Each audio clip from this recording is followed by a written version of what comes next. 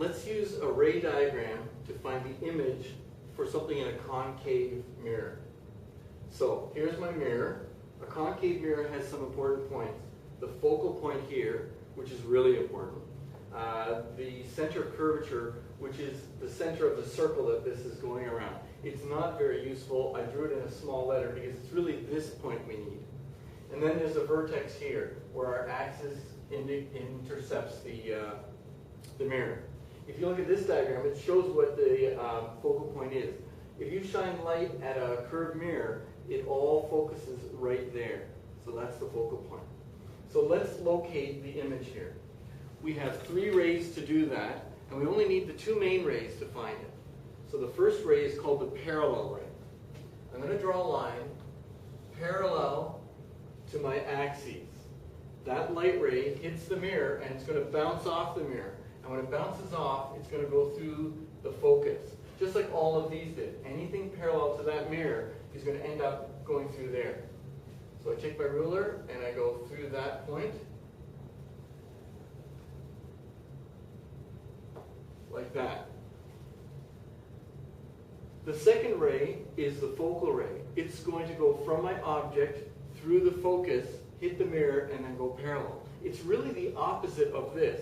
This is a light ray that if you trace it backwards, it goes through the focus, hits the mirror, and goes parallel. So I'm using that property. I'm going to shine a light ray through the focus.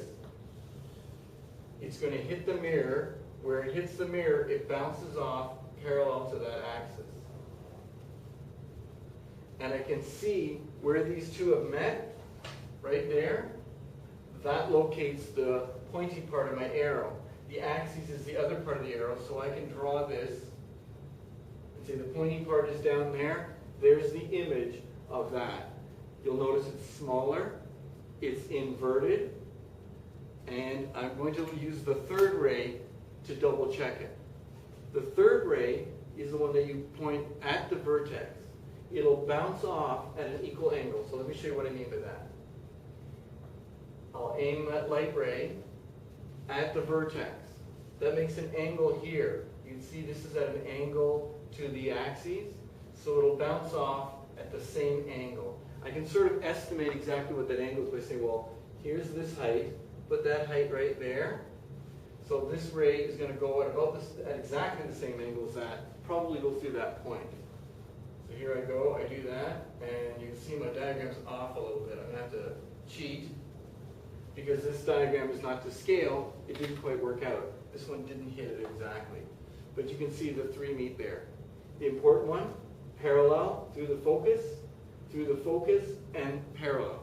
And use those 2 to locate the image. Now you have to describe the image, and there's a video, and there should be a link on this video, talking about describing images. It's using lenses instead of mirrors, but it's the same thing.